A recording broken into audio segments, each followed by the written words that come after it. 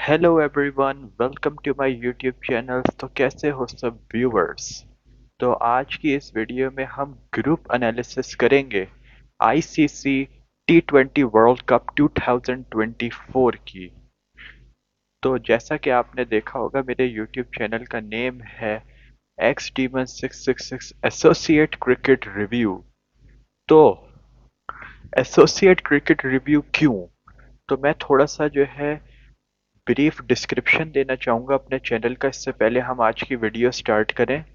हमेशा grow up होते हुए हमने ये सुना है कि जब कोई भी बड़ा क्रिकेट का इवेंट होता है, टी20 वर्ल्ड कप हो गया, ओडीआई वर्ल्ड कप हो गया, तो उसमें टीम्स जैसे कि आयरलैंड, स्कॉटलैंड, इनको नहीं होना चाहिए, और अगर होती हैं तो बिल्कुल इनको हर तरीके से ओवरशैडो कर देती हैं बड़ी टीम्स और उनकी राइवलरी, जैसे कि पाकिस्तान वर्सेस इंडिया। मैं हमेशा से मैंने स्टैंड अप किया है एसोसिएट क्रिकेट के लिए, और हमेशा मैं करूंगा। मैं चाहता हूं कि क्रिकेट competitive हो। इनफ इज इनफ, बहुत हो गया कि यही 10 टीम्स के वर्ल्ड कप और जो है टीम्स को कम किया जा रहा है। ये एक जो है प्रोपेगेंडा है, और ये इसलिए किया जा रहा है व्यूअरशिप के लिए, क्योंकि एशिया से सबको पता है इंडिया, पाकिस्तान, बांग्लादेश रीजन से ज़्यादा व्यूअरशिप आती है। तो इसीलिए इन ऑडियंस को टारगेट किया जा रहा है, और इससे क्रिकेट की डेवलपमेंट नहीं हो पा रही।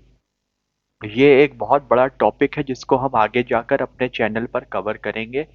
तो इसीलिए मैंने अपने चैनल का नाम रखा है एसोसिएट क्रिकेट रिव्यू, क्योंकि मैं एसोसिएट क्रिकेट से जितनी आपको नॉलेज देने की कोशिश करूंगा, उतनी आपको दूसरे यूट्यूब चैनल्स पर बहुत कम मिलेगी। बिकॉज एसोसिएट क्रिकेट को हमेशा पीछे धकेला जाता है। तो अब आपको जो है पता चल चुका है मेरे चैनल का एक ब्रीफ डिस्क्रिप्शन। तो यहाँ पे आपको मिलेंगे एसोसिएट क्रिकेट से related reviews, analysis, schedule, etcetera. तो अगर आपको मेरा चैनल पसंद आए तो ज़रूर सब्सक्राइब और लाइक करें, और मैं कोशिश करूंगा कि अपने कम्युनिटी टैब में भी आपको अपडेट करता रहूं आने वाले एसोसिएट क्वालिफायर मैचेस के, और कैसे जो है टीम आने वाले फ्यूचर टी20 वर्ल्ड कप और ओडीआई वर्ल्ड कप की प्रिपरेशन करेंगी। तो with that out of the way, अब हम बात करेंगे आज की वीडियो पे। आज की वीडियो है आईसीसी टी20 वर्ल्ड कप 2024 की ग्रुप एनालिसिस। तो जैसा कि आप लोग जानते हैं कि 2021 में आईसीसी ने अनाउंसमेंट करी थी कि वो चाहते हैं कि नेक्स्ट टी20 वर्ल्ड कप जो 2022 के बाद हो, 2024 का, ये यूएसए में हो। ये एक बहुत इंटरेस्टिंग जो है डेवलपमेंट है क्रिकेट के लिए और यूएसए के लिए, क्योंकि मैंने यहाँ पे पर्सनली कभी एक्सपेक्ट नहीं किया, तो इसीलिए मैं बहुत ज़्यादा हाइप्ड अप भी हूँ इस टूर्नामेंट के लिए। तो लोकेशन जो है वो यूनाइटेड स्टेट्स है, और साथ में वेस्ट इंडीज़। वेस्ट इंडीज़ आप लोग जानते हैं कि कोई कंट्री नहीं है, वो डिफरेंट कैरेबियन आइलैंड्स हैं। तो यूएसए और डिफरेंट कैरेबियन आइलैंड्स मिलके होस्ट करेंगे टी20 वर्ल्ड कप 2024 को। इंटरेस्टिंग ये बहुत ज़्यादा इसलिए है क्योंकि हमारा पॉइंट नंबर वन, लोकेशन जो है यूएसए की, यहाँ पे क्रिकेट पॉपुलर नहीं है। यहाँ पे बेसबॉल और एनएफएल डोमिनेट करते हैं इस रीजन को। सुपर बोल मिलियंस में डॉलर कमाता है, और साथ में बेसबॉल, जो कि हर ग्रो अप होते हुए बच्चों के लिए वहाँ अकेडमीज वगैरह में इम्प्लीमेंट करी जाती है, जिसको वहाँ पे खेला जाता है। मेजर लीग बेसबॉल सबसे ज़्यादा पॉपुलर है 1970s और 1960s से। तो क्रिकेट जो है वहाँ के बारे में लोग जानते नहीं ज़्यादा। अब जो है आप बोलोगे क्यों नहीं, ये तुम झूठ बोल रहे हो, ऐसा कुछ भी नहीं है। आप खुद जाके पुरानी 3-4 साल पहले की वीडियोस देखना यूट्यूब पे, और जो है कमेंट सुनना लोगों के। तो आप देख सकते हो कि कैसे ये जो लोग हैं इन वीडियोस में कह रहे हैं कि हम जानते ही नहीं वहाँ के सिटीजन, क्योंकि वो बेसबॉल के जर्सी पहने, बेसबॉल के क्लोथ्स पहने, वो नहीं जानते क्रिकेट क्या होता है। क्योंकि इसलिए क्योंकि क्रिकेट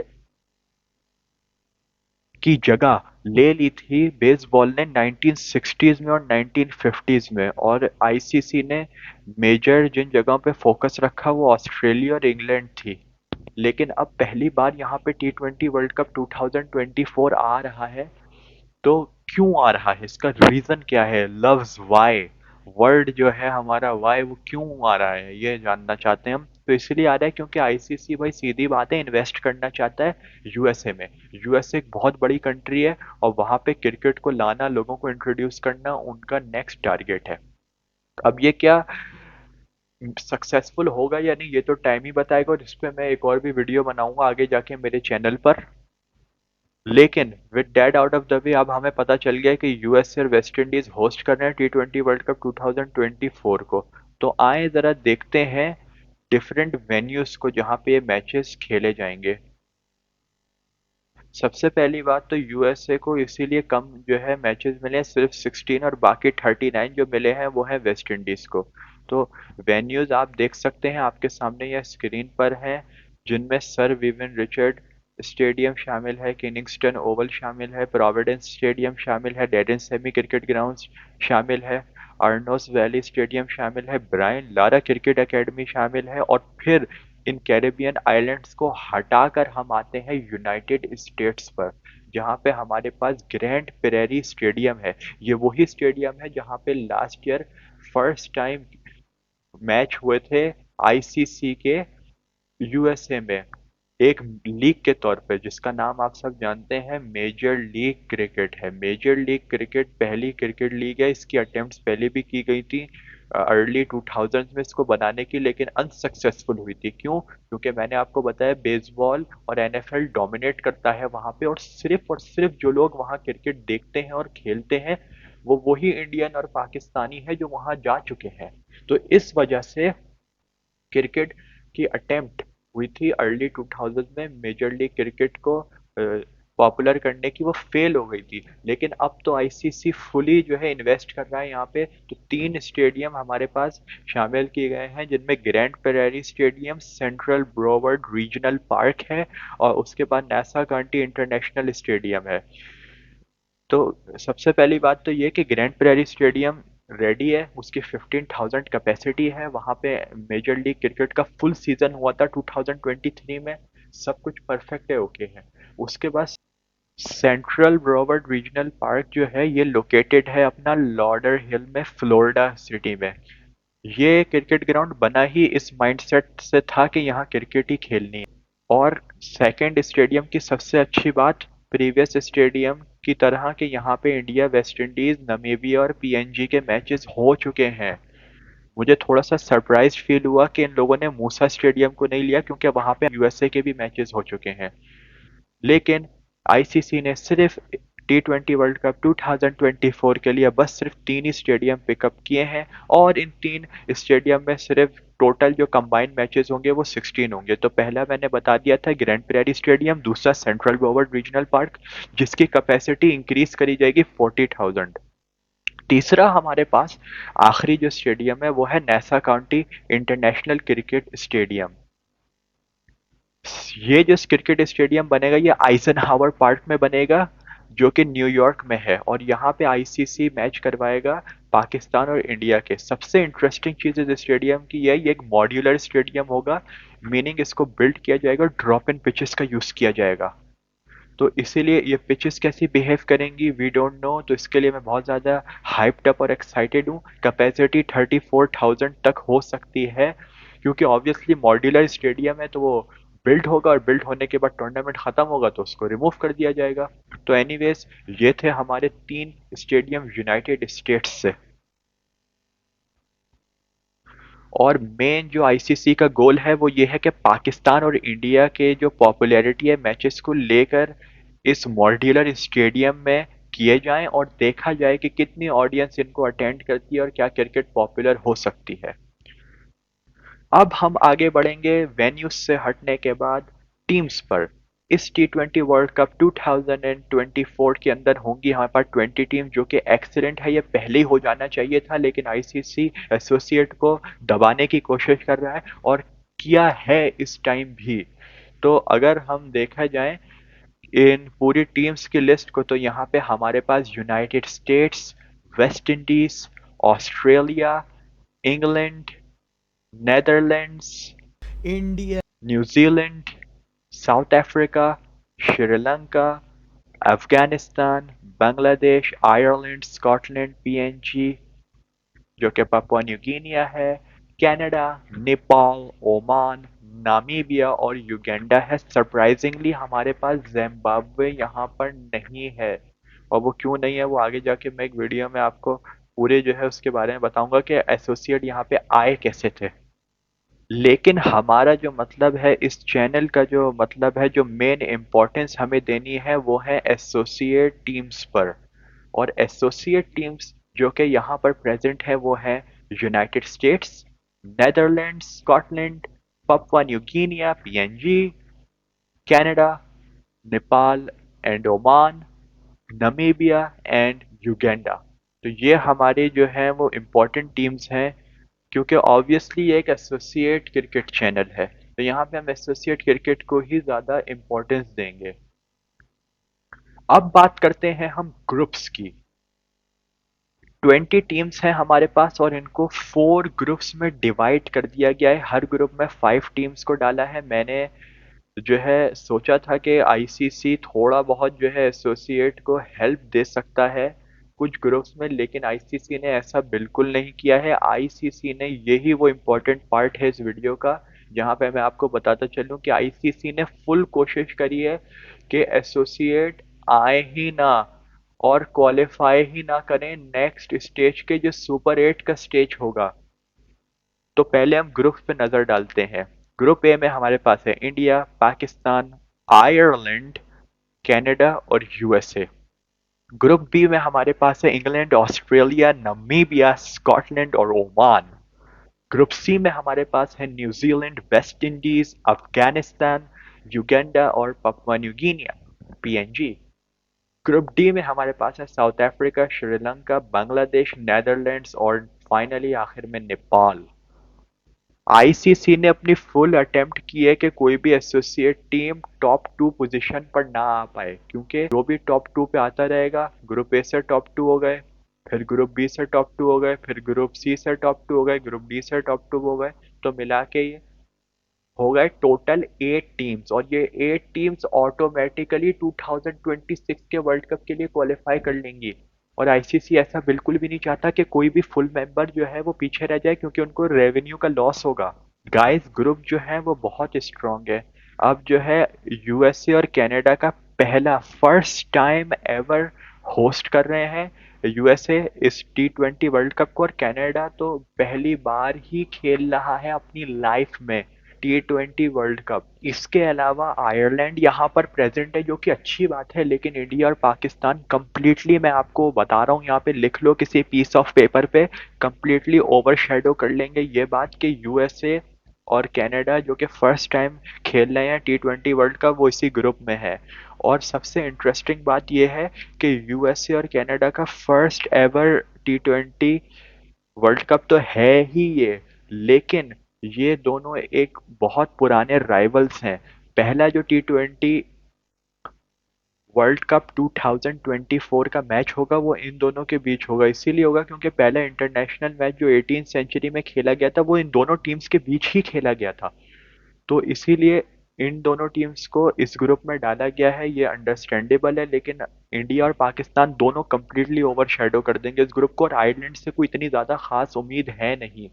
इंडिया डेफिनेटली क्वालिफाई करेगा, दूसरे स्पॉट के लिए पाकिस्तान को हराना होगा। उसके लिए आयरलैंड, यूएसए और कनाडा को अपनी फुल अटेम्प्ट करनी होगी कि वो कुछ भी करके पाकिस्तान या इंडिया दोनों में से किसी को हरा सकें और आ सकें सेकंड पोजीशन पे।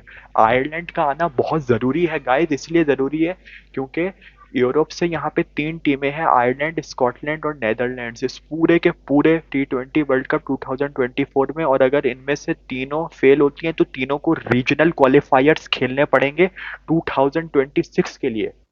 उस T20 वर्ल्ड कप 2026 के रीजनल क्वालिफायर्स में और भी टीमें होंगी, जर्सी, जर्मनी, इटली, उनको चांस ही नहीं मिलेगा आगे आने का अगर तीनों आ गई। इसीलिए दो को तो क्वालिफाई लाजमी हर हालत में करना होगा इस T20 वर्ल्ड कप 2024 से, चाहे वो ग्रुप ए से जो है आयरलैंड निकले, चाहे ग्रुप बी से स्कॉटलैंड निकले, चाहे ग्रुप डी से नेदरलैंड निकले। यूरोपियन टीम को बाहर आना ही पड़ेगा और क्वालिफाई करना ही पड़ेगा, ताकि 2026 T20 वर्ल्ड कप में हमें सिर्फ और सिर्फ एक ही रीजनल क्वालिफायर देखते हुए टीम मिले, और दूसरी टीम्स को जैसे कि इटली और जर्सी और जर्मनी और डेनमार्क को अपॉर्चुनिटी मिले और चांस मिले। तो ये था ग्रुप ए। अब हम आते हैं ग्रुप बी पर। ग्रुप बी में इंग्लैंड ऑस्ट्रेलिया, दो सबसे खतरनाक किस्म की टीम्स को डाला हुआ है। इंग्लैंड जो कि डिफेंडिंग चैंपियंस है, लेकिन आजकल उनका फॉर्म थोड़ा सा बेकार चल रहा है। और साथ में ऑस्ट्रेलिया, जो कि पहले से ही आप लिख लो कोई इनको हरा नहीं पाएगा। अगर किसी टीम ने हराने की कोशिश भी करी तो वो मुश्किल से नमीबिया होगा, या फिर हल्का फुल्का क्लोज आ सकता है ओमान, लेकिन वो भी बहुत मुश्किल है।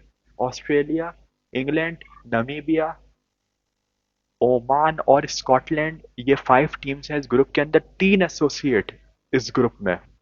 और चांसेस बहुत कम दिख रहे हैं क्योंकि बहुत डोमिनेटिंग टीम्स हैं, लेकिन फिर भी मुझे फुल उम्मीद है क्योंकि नमीबिया रैंक कर रहा है नंबर 11 करंटली T20I रैंकिंग में।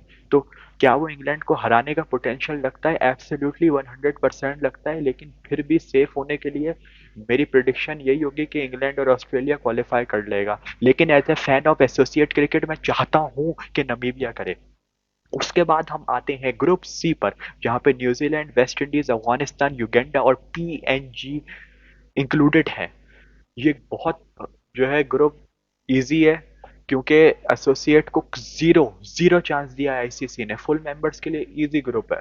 न्यूजीलैंड, वेस्ट इंडीज और अफगानिस्तान के बीच फाइट है। युगांडा और पीएनजी सिर्फ और सिर्फ इनको विंस देने के लिए यहाँ पर प्लेस किए गए हैं।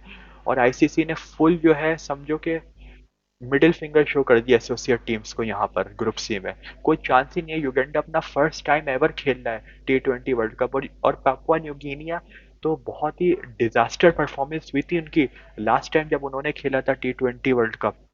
तो इन दोनों की तरफ से तो जीरो एक्सपेक्टेशंस है कि ये किसी फुल मेंबर को हरा देंगे। युगांडा ने जरूर हराया है जिम्बाब्वे को और यहाँ पर आए, बट ज्यादा से ज्यादा एटमोस्ट ये लोग चैलेंज सिर्फ और सिर्फ अफगानिस्तान को दे सकते हैं, या फिर वेस्ट इंडीज को। न्यूजीलैंड तो बहुत ही मुश्किल है।